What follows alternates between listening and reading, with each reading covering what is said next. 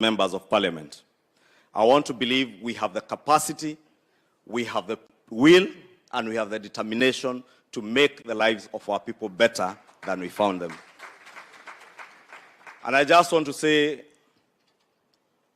if you would agree with me, honorable members, knowing the suffering that our people are undergoing today, knowing the kind of economy that we have come into office under, it is a challenge to us that this parliament must and should be remembered as that assembly that restored the economic dignity of our people and restored hope in their country.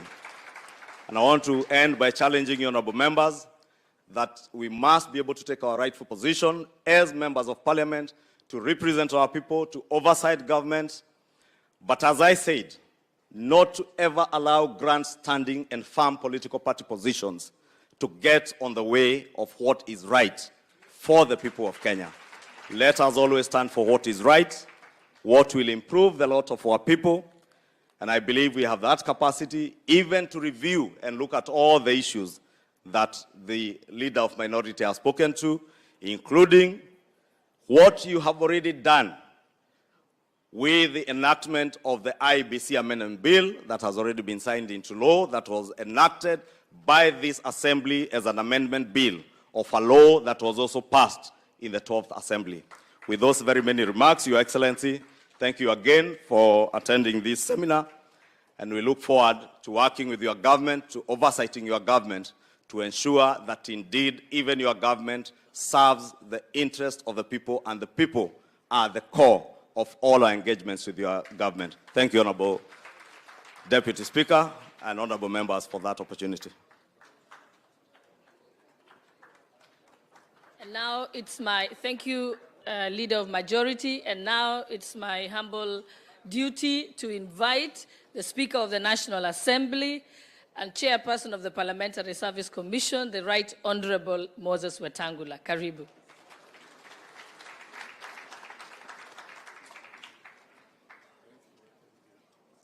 Thank you, Deputy Speaker. Your Excellency, the President of the Republic of Kenya and Commander-in-Chief of our Defense Forces, Prime Cabinet Secretary, our resource people led by Mr. Twig from CPA, our majority and minority leaders and your deputies, the distinguished Governor for Mombasa County 001, commissioners of the Parliamentary Service Commission from the National Assembly, chairs of various committees and your vice chairs, distinguished honorable members, ladies and gentlemen. Your Excellency, we take the opportunity to welcome you to this post-election seminar being held here in our tourist city of Mombasa. This seminar is not just a get-together by members of parliament to engage in a talking shop. It is absolutely critical to fresh men and fresh women in the House. Parliamentarians who have come for the first time will have tremendous opportunities to learn on how to discharge their triple mandate of representation, legislation, and oversight. For the old-timers, this may look rhetorical, but for the new members, it is novel. And we come here, Your Excellency, to reaffirm our commitment to our republic, to our democracy, to our constitutionalism, and above all, duty as Parliament to understand and appreciate at all times that the centrality of our 2010 Constitution are the people of Kenya. And it's the people of Kenya that we all, including yourself, Your Excellency, have taken oath of office to serve. As Parliament, we will play our role. We will pass laws that are pro-people, laws that will enhance the change that we desire and require in the country. As a Parliament, we will help you to ensure that the resources that the people of Kenya place in the hands of the government through taxes are put to good use. And as a Parliament, I'll encourage our members to ensure you present the people who elected you individually and collectively with vigor, with confidence, and with utmost effect. Your Excellency, in the last week, there was a minor standoff in this seminar because of the delayed disbursement of CDF. Yours truly here came down, met the members, and we discussed very candidly, having engaged the executive back in Nairobi, and now the matter is behind us. We have a clear roadmap from the executive on how to disburse CDF timely so that members can be able to deal with situations that require the use of those resources. We equally dealt with the issue of the Affirmative Action Fund for Women, called NGAF, and also the timely disbursement of those funds. The executive has done its bit last week, but much more will be done, I have no doubt, in ensuring that CDF and GAF are readily available to help the populace. What I want to assure you, honorable members, and this I speak with authority because we have consulted widely and deeply, is that CDF is here to stay. And it's incumbent upon you as members of Parliament to engage meaningfully and effectively to ensure that the irritations you keep getting from vexatious litigants going to court on each and every issue at every twist and turn to frustrate the management of public resources that help the ordinary people must be put to rest by ring-fencing these funds in the Constitution. Because the bogey boy of the litigation is always the constitutionality of the funds. Make them constitutional beyond any reasonable doubt, and the vexatious litigants will be run out of business very quickly. Thirdly, Your Excellency, this seminar is good and rich because for the first timers, they are going to be exposed to a lot of issues on what is expected of them. They have to learn on how to deal with budgets. They have to learn on the limits and extent of their privileges. They have to learn on how to be effective representatives. They have to learn on how to be effective oversighters of the executive. And above all, this is a mold that takes you to be great statesmen and women in our republic. And as I told you last week, noblesse oblige. Nobility carries obligations, nobility carries responsibility. So as members of Parliament, we expect nothing less from you but conduct with extreme and absolutely admirable and unimpeachable decorum. Because you represent people, you carry their aspirations. So as your speaker, I want to encourage you, even when you want to actively disagree with an issue, it is demeaning and an affront to the title you carry for you to raise your voice unnecessarily and beyond reasonable measure. We can disagree in a very, very soft way. I always say you must choose to engage in megaphone diplomacy, and we shout at each other from the top of KICC, or we whisper into the right ears to get the right issues done. Both will give you the same effect, but the whispering will give you a better effect. I want to end, Your Excellency, by encouraging your government that these members of parliament are a resource for you. Your agenda will only get effect and meaning when it is turned into legislation. Any regulations from the executive take effect and meaning when they are approved by parliament. And as a parliament, we'll be able to work hand in hand to ensure that the people of Kenya get what they deserve, get what they need, and live an incrementally better life than the time you came into power. We as Parliament have a cardinal duty to defend the Constitution, to uphold the Constitution, and we are going to do so without any fear or favor. Whatever you have sent to us to deal with is already before committees.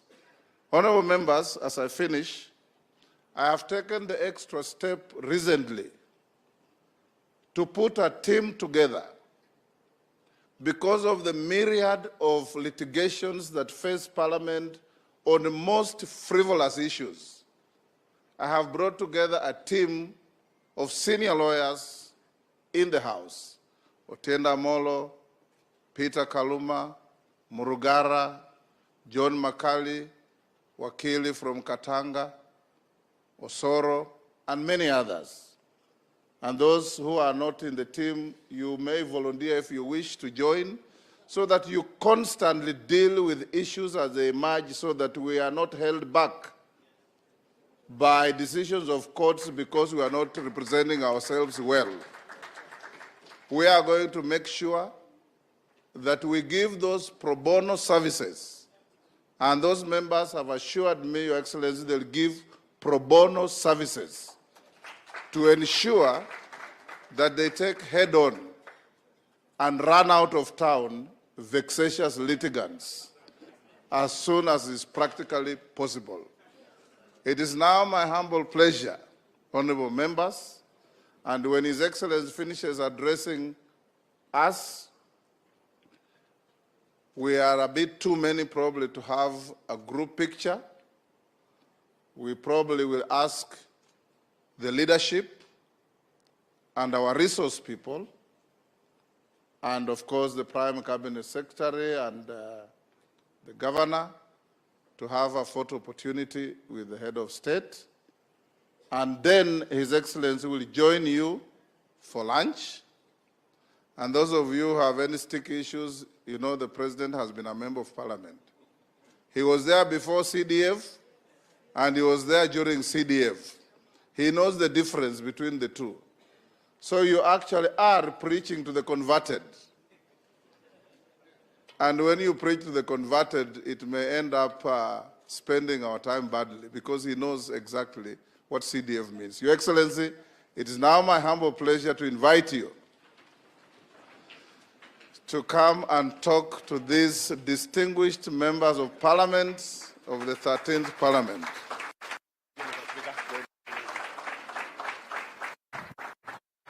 Tafadhali tuketi chini. Asanteni sana. Thank you very much, honorable members.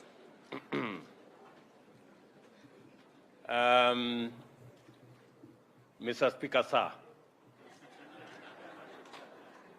the Honorable Moses Masika Wetangula, Madam Deputy Speaker, the Secretary General of the Commonwealth Parliamentary Association, Mr. Stephen Twigg, the Leader of Majority,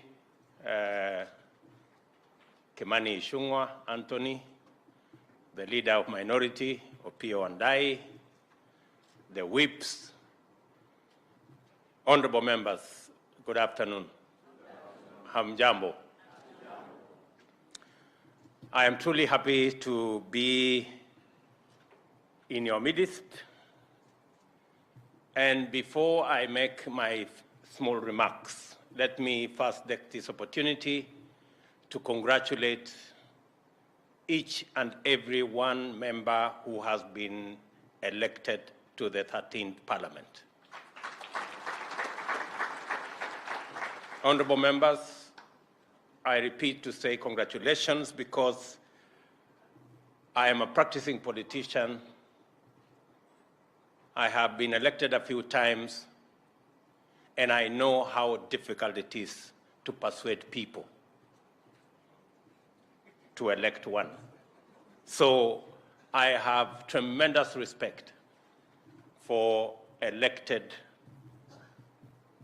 officials. Congratulations to all of you. Congratulations to those who earned the respect of their political parties to be nominated. And let me say from the onset that I look forward to working with all of you.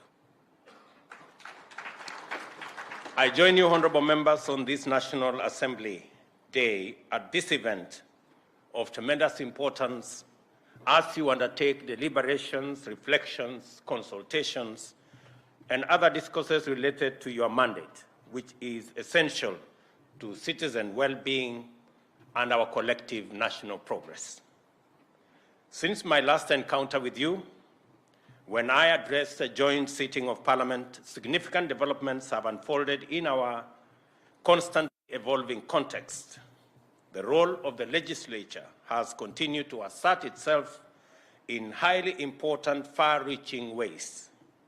The need for a clear, rational, sustainable, and clear framework of engagement between the three arms of government has come out in very sharp focus. The National Assembly has, over the brief period, considered and passed legislative items that are critical for the nation, robustly vetted and approved various appointments of state officers, including cabinet secretaries, principal secretaries, and the Inspector General of the Police Service. At the same time, you have concluded important internal agendas, including the formation of House committees, and it is my special honor to respectfully acknowledge the presence of the chairpersons and vice chairpersons who are in our midst. Pongezi sana waheshimiwa for being given the mandate to run the affairs of the various committees of the House. I thank you, Mr. Speaker, and honorable members for the priority you have accorded the government agenda in the House. As a result, we were able to expeditiously constitute the executive, conclude critical legislation, consider and approve various nominees for appointment to public office. The approval of the regulations which brought the Hustler Fund into operation, thereby realizing our financial inclusion agenda, is of particular historic significance. Similarly, the first legislation to receive my assent, the Independent Electoral and Boundaries Commission Act No. 1 of 2023, is designed to provide a framework for us with close parliamentary oversight to sustain the incremental perfection of our electoral regime. And in so doing, the National Assembly played its part in setting the stage for us to deliver on our commitment to undertake a radical socio-economic transformation with a view to uplifting Kenyans and all our people. I am therefore immensely privileged to have this singular opportunity to convey my gratitude to you in person and let you know that I do not take your consideration for agenda of the Kenya government for granted. Thank you very much. It is by working together in this spirit that we, as leaders, affirm the hope that Kenya's bright future can be guaranteed through dedicated service of our shared commitment. Mr. Speaker, I recently conveyed a list of additional names of persons whose suitability the House shall consider once it resumes. I request honorable members to perform their duty expeditiously to enable successful nominees assume their roles without delay. This is essential for our good governance. As set out in my address at the joint sitting of the House and reiterated in my memorandum to the Speaker, we see transparency and accountability as vital components of good governance, effective delivery, and the legitimacy of the executive. For this reason, the government is committed to the radical enhancement of its accountability to the people of Kenya through their democratically elected representatives in Parliament. In keeping with this commitment to enhancing government accountability, I have formally requested Parliament to formulate within its procedures a mechanism for cabinet secretaries to appear before the House and give account to the people's representatives. I am steadfast in the conviction that articulating government policy and answering questions from the floor of the House is fundamental to the transparency and accountability of government. Properly effected, this framework will enhance parliamentary effectiveness by providing an optimal convergence of oversight and representation. It is important to emphasize, which I do, that the measure I request does not require any amendment to the Constitution and does, on the contrary, fulfill the threshold of accountability mandated by the Constitution. I therefore respectfully reiterate my request to Parliament and urge honourable members to move with speed in effecting the appropriate amendment of the standing orders once the House resumes, so that Article 1534B, that states that Cabinet Secretaries shall provide Parliament with full and regular reports concerning matters under their control, is actually effected. And with a lot of respect, let me make this argument. I was privileged to be part of the constitution-making process. And we had an opportunity to decide whether this country would go parliamentary or presidential. The people of Kenya decided unanimously that they wanted to elect their president. So we have crossed the Rubicon on matters parliamentary or presidential. We've crossed that Rubicon. What we need to do is to refine the system of government that the people of Kenya decided, the presidential system, to refine it so that it is much more accountable. When I sent the request to Parliament for you, members, honorable members, to consider cabinet secretaries answering questions directly to members of Parliament, it was not an issue of trying to renegotiate the Constitution. It is an issue of accountability. I am a very strong believer that a government is as good as the accountability mechanism that has been put in place. All I am asking, honorable members, is for you to better, much more effectively, much more efficiently, to be able to discharge your responsibility of oversight over government. Ordinarily, an administration would be running away from that act. But I am presenting my government to you, honorable members, to oversight, to ask questions, to interrogate, so that we can have a better country for all of us.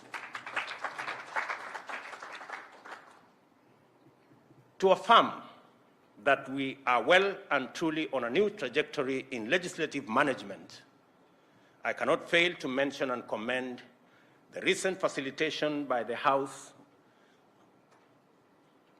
of the work of majority and minority caucuses outside the scope of formal parliamentary business. I recently attended a meeting of the majority caucus and was able to observe and confirm the value of this new practice. It is a welcome innovation, and I salute the imagination deployed by the House in achieving this outfit. I hope Opio and I will also welcome me to the minority caucus, maybe to have a conversation. I indicated at the onset that this event is critical and of fundamental importance. By design, Parliament is a consequential institution of state. A democratic government is underpinned by a representative assembly. The people, who are sovereign, speak to government on a continuous basis through Parliament. Through their members of Parliament, the people ask questions, find answers, audit the exercise of power and resources by their authorized officials, authorize the sharing of resources, interrogate, and moderate public policy. In our progressive democratic dispensation, the government is not feasible in any shape or form without a duly constituted parliament. It is clear that the robustness of our democracy, effectiveness of government, viability of the state, and the feasibility of development depend to a considerable extent to the existence and effective functioning of a strong parliament. The role of parliament, as set out in Article 94, outlines the fundamental scope of the institution. The role of the National Assembly, as set out in Article 95, goes further to establish the vital implications of this indispensable institution. Members of Parliament are therefore state officers who individually and collectively perform duties and functions that go to the heart of governance and democracy. The Constitution has invested heavy demands upon your legislative oversight and representative roles. At the same time, it is most remarkable that there exists no standard curriculum, education, or training institution to facilitate legislators in performing their functions. The principle of sovereignty of the people dictates that no barrier should fetter its full exercise, and that whoever the people elect must be deemed fit for purpose and promptly thrown into the deep end of complex, diverse, often specialized technical legislative activity with monumental national implications. I know from experience that how Parliament fares collectively is a function of the capability and efforts of individual legislators. I also know that effective representation of our constituencies is highly challenging, and that at all times we work under significant resource constraints. Nevertheless, members of Parliament quickly adapt to the pace of national service at the parliamentary level by principally exercising an insatiable curiosity and also through peer learning. In this gathering, there exists precious nuggets of wisdom and invaluable learnings from the experience of colleagues who are sitting here, especially those who are ranking members. This post-election seminar is therefore particularly welcome since it provides a more structured forum for the exchange of insights, experiences, techniques, and contemporary knowledge on the conduct of parliamentary affairs. I have noted that your engagements will cover such critical matters as parliamentary procedures, budgeting, as well as powers and privileges. These go to the heart of your role as parliamentarians and will simultaneously fulfill the functions of a welcome new learning for debunked members and a timely refresher course for the veterans. Equally important, this seminar is an opportunity to forge useful networks with colleagues, as well as distinguished guests who are present here, including the gentlemen from Commonwealth, who are visiting from various other jurisdictions. By design, our parliament represents the face of Kenya. Its diversity is unrivaled as a perennial feature of the institution. Every portion of Kenya, as well as every community, belief, shade of opinion, and occupation are represented. The representatives themselves are equally diverse, with members hailing from innumerable professional backgrounds and walks of life.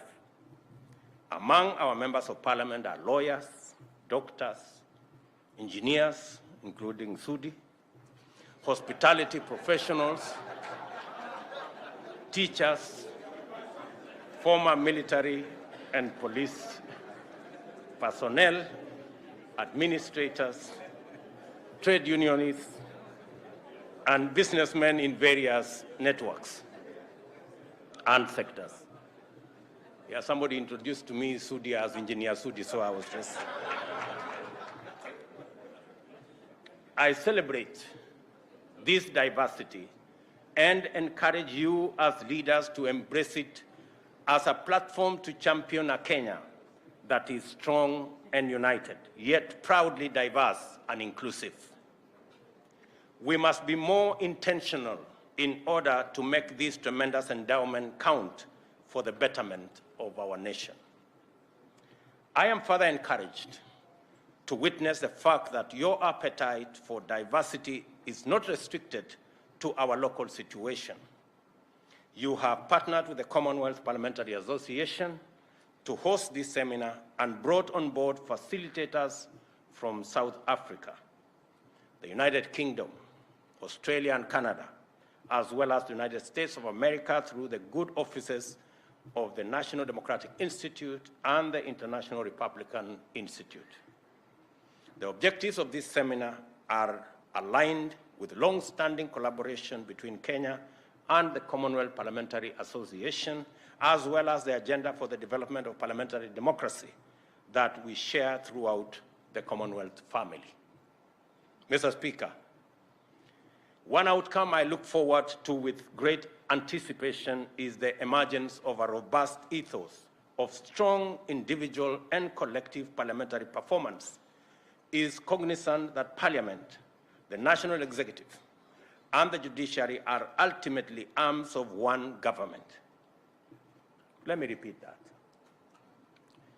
One outcome that I look forward to with great anticipation is the emergence of a robust ethos of strong individual and collective parliamentary performance that is cognizant that Parliament, the national executive, and the judiciary are ultimately arms of one government. It is essential that we make significant progress in building a constructive synergy among the arms of government, which scrupulously observes constitutional boundaries, checks, and balances. At the same time, we must be capable of coordinating effectively towards the realization of our shared aspiration, the well-being of every citizen and their socio-economic uplift through a radical transformation governance and in our economy. In order to achieve effective synergy between the arms of government, I have assigned the Prime Cabinet Secretary, the Honorable Musalia Mudavadi, the role of coordinating and liaising with Parliament on the legislative agenda of government. And I have done so realizing the importance of there being a firm, definite link between the executive and Parliament that facilitates the work of Parliament, especially on requests from the executive.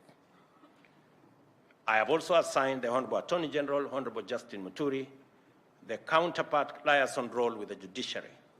I hope, dear honorable members, that you see, as I do, a collaborative framework along these lines is a viable means of deploying our leadership capabilities to address the issues that matter to Kenyans.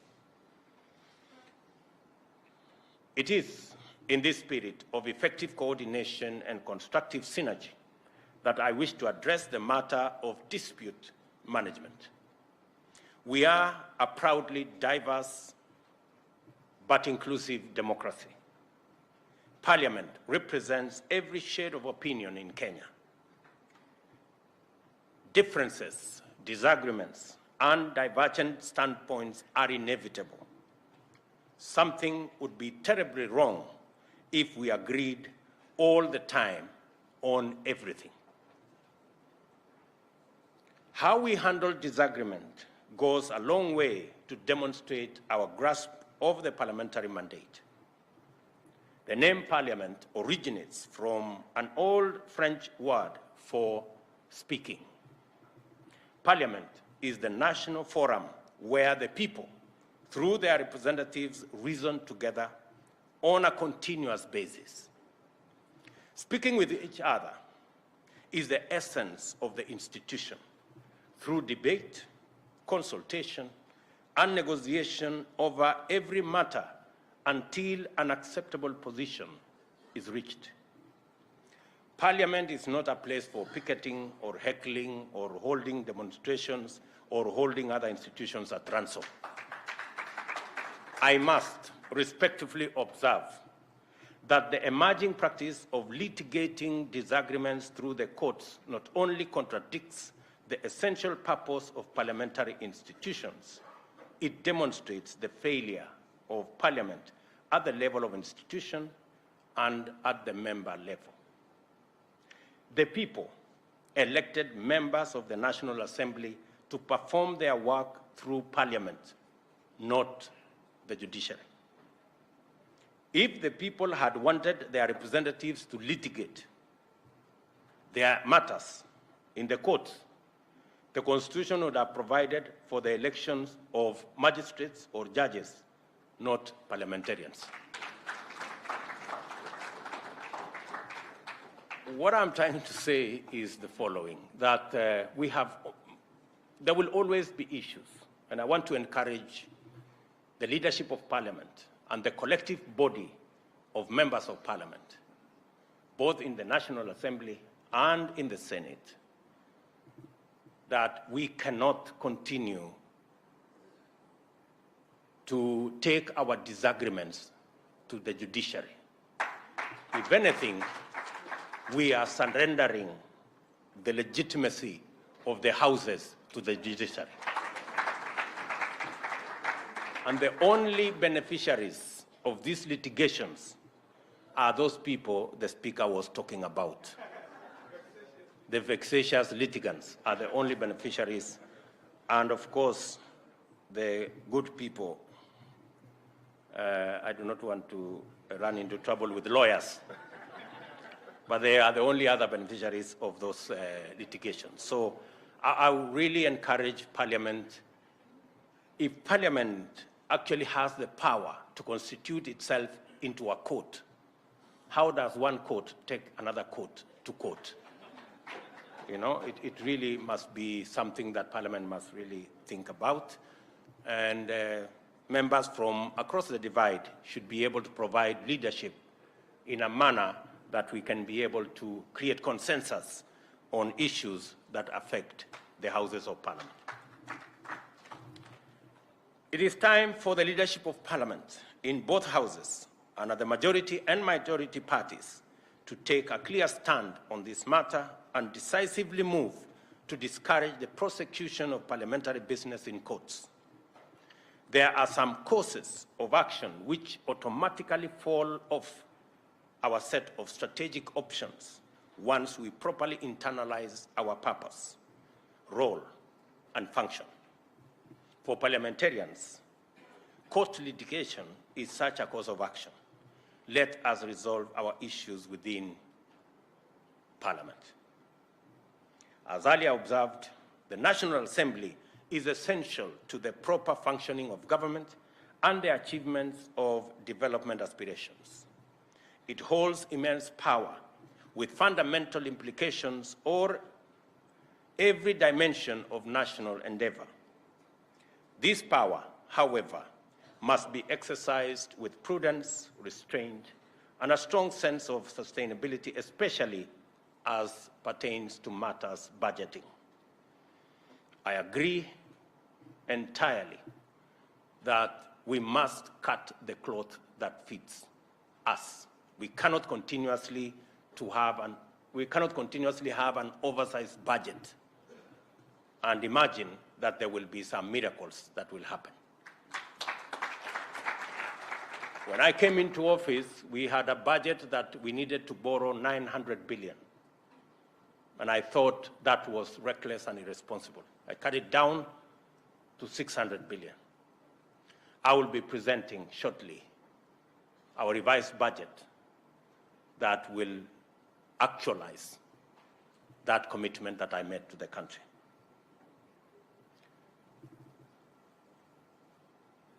The context of national budgetary decision-making, balancing limited resources against the demanding needs for equitable allocation and avoidable obligations, makes hard and unpopular decisions inevitable. The scope of our budgetary ambitions is firmly dictated by our ability to finance it through available revenue-raising measures. Service delivery depends on appropriation of available resources, and it is quite clear that not every item we deem urgent and necessary will be financed.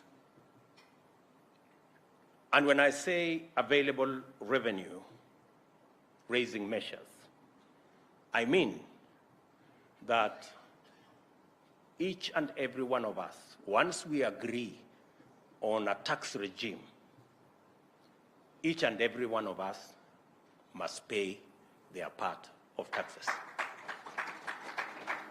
We cannot continue to operate in a space where those in power exempt themselves from paying taxes using all manner of instruments, while those who do not have as much power pay tax. All I am saying is that the good people who are used to exempting themselves from paying tax, their day is up. Every citizen must pay tax. That's all I'm saying. And it doesn't matter. Even if they sponsor demonstrations so that they don't pay tax, I want to promise them they will pay tax. There's no more exemption. This country is not the animal farm, where some are more equal than others.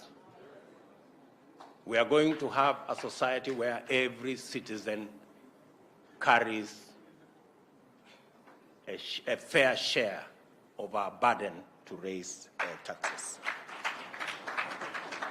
I am not talking about additional taxes. I am talking about taxes that have been agreed upon by Parliament and signed into law. We must therefore be especially prudent, by which I mean that it is our duty to avoid increase in budgetary allocations regardless of financing capacity, and to endeavor at all times to use our offices as servants of the people to ensure that government lives within its means. And that is a collective responsibility, both by the executive and by the legislature, that we ensure that our budget-making process is aligned to the resources that we have. This calls for us to bring back our expenditures within sustainable limits. Our recurrent expenditure currently outstrips revenue collection. You will recall that in our last interaction, I directed the National Treasury to reduce budgetary allocation, as I said, in this year's budget by about 300 billion. The reductions are going to be included in the supplementary budget for your consideration once the House resumes, and I am counting on your understanding and leadership to minimize non-essential expenditure. As pertains the NGCDF, you don't need to convince me about the importance of decentralized funds in meeting the everyday needs of ordinary citizens at the grassroots. I was a member of parliament when there was no CDF. I was a member of parliament when we introduced CDF. I know the difference. It is like day and night. I understand the pressure that you are under in regard to this matter, and I am also aware that the National Treasury has communicated its commitment to a disbursement schedule that is realistically aligned to revenue projections and actual collections. I therefore ask you to be understanding and to work with what is actually possible. And I will be as candid as I can be so that we don't overpromise and we don't underdeliver.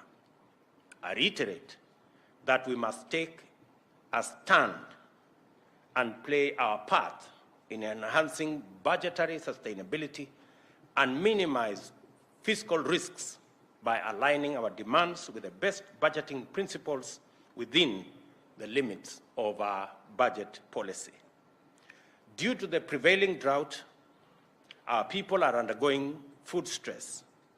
We are taking measures to alleviate the situation by distributing basic food supplies to the most vulnerable in affected populations. It is our plan to support our farmers through provision of adequate farm inputs, including affordable fertilizer, mechanization, technical and extension services, as a key priority. And let me say, it is true, we have a serious situation of cost of living. We didn't get here overnight. We got here because of a series of decisions that were not made in the right direction. We will not get out of it by magic. We will get out of it by clear plans, interventions. And I want to promise you, members, that we have already registered 5 million farmers across the country. We intend to work with our farmers to grow our food so that we do not become slaves of imports from other countries when we have farmers who can do this for us. All the farmers are asking is to work with government to ensure that they can produce food for our nation. I know that the National Assembly has and will continue to receive reports detailing the manner and extent of environmental harm occasioned in various parts of the country through various reckless and illegal acts. Deforestation and pollution are among the leading practices. I recently launched a national tree planting program aimed at growing at least 15 billion trees by the year 2032. I urge you to join the movement to green Kenya by leading tree planting campaigns in your constituencies. Additionally, I encourage you to be mindful of the imperative to prioritize the conservation of wetlands and inland water bodies, including rivers and swamps, which are critical for our water needs. I have been greatly encouraged to note your strong participation in regional and Pan-African forums. This is an aspect of your activity that deserves greater focus as an integral part of your functions. The starting point is to arrive at an understanding and articulation of the East African community and other regional frameworks as platforms for us to enrich our sovereignty by projecting our national values and embracing our brothers and sisters throughout our region and continent into networks of collaboration and cooperation for mutual benefit. It is your various interparliamentary encounters, therefore, that will make our values visible as an integral part of our national brand and extend our networks of solidarity and goodwill across our region. As I conclude, I wish to reiterate the Government of Kenya's commitment to sustain a high level of effective, impactful, and transformational engagement with Parliament, since this is key to the achievement of our vision for Kenya. To underscore the seriousness of this commitment, I have designated a Principal Secretary solely responsible for parliamentary affairs under the Prime Cabinet Secretary, a liaison and coordination function. And I'm sure the Honorable Musalia Mudavadi will be speaking to you later. I intend to honor your invitation to forums like this in furtherance of our intention to enhance synergy among arms of government in order to deliver a more and a better Kenya within a short time. And let me commit to this August gathering that we will continue to explore avenues of building synergy between what you do and what the executive is doing, and I have no intention whatsoever to compromise the oversight role or the independence of Parliament.